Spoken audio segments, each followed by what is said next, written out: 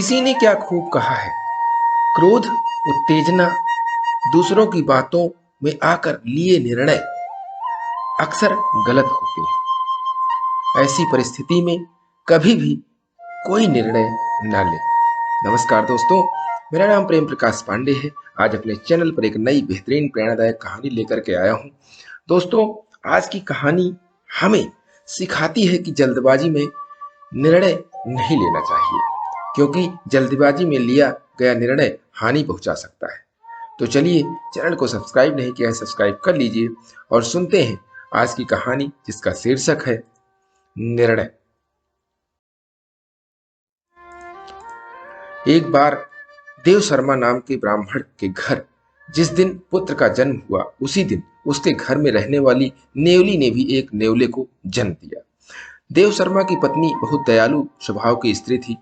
उसने उस छोटे नेवले को भी अपने पुत्र के समान ही पाल पोस कर बड़ा किया। वह नेवला सदा उसके पुत्र के साथ खेलता था। दोनों में बड़ा प्रेम था। देव शर्मा की पत्नी भी दोनों के प्रेम को देखकर प्रसन्न थी, किंतु उसके मन में यह शंका हमेशा रहती थी कि कभी वह नेवला उसके पुत्र को न काट खाए। पशु के बुद्धि नहीं होती, मूर्खतावश वह कोई भी अनिष्ट कर सकता है।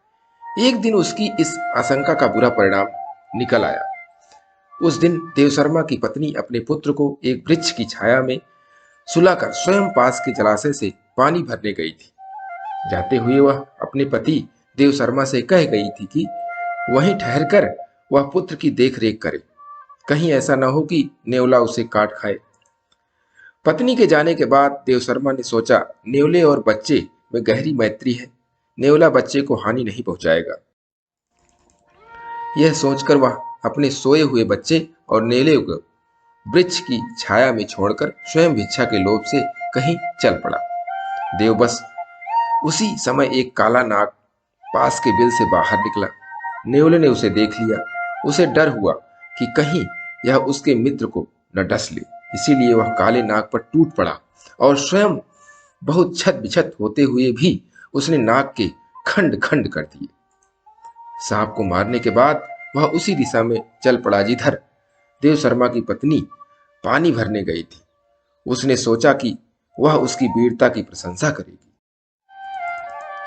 किंतु हुआ इसके विपरीत। उसकी खून से सनी देह को देखकर ब्राह्मण पत्नी का मन उन्हीं पुरानी आशंकाओं से भर गया कि कहीं इसने उसके पुत्र की हत्या न कर दी हो। यह विचार आते ही उसने क्रोध से सिर पर उठाए घड़े को नेवले पर फेंक दिया। छोटा सा नेवला जल से भरी घड़े की चोट खाकर वहीं मर गया। ब्राह्मण पत्नी वहां से भागती हुई वृक्ष के नीचे पहुंची।